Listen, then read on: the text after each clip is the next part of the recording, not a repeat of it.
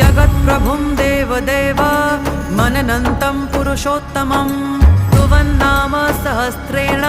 पुरुषः सततोत्थितः तमेव चार्चयन् नित्यं भक्त्या पुरुषमव्ययम् ध्यायन् स्तुवन् नमस्यन् च यजमानस्तमेव च अनादिनिधनं विष्णुं सर्वलोकमहेश्वरं लोकाध्यक्षं स्तुवन् नित्यं सर्वदुःखातिगो भवेत् ब्रह्मण्यं सर्वधर्मज्ञं लोकानां कीर्तिवर्धनं लोकनाथं महद्भूतं सर्वभूतभवोद्भवम् एष मे सर्वधर्माणां धर्मोऽधिकतमो मतः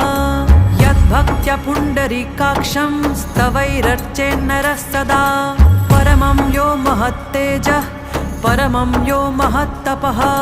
परमं यो महद्ब्रह्मा परमं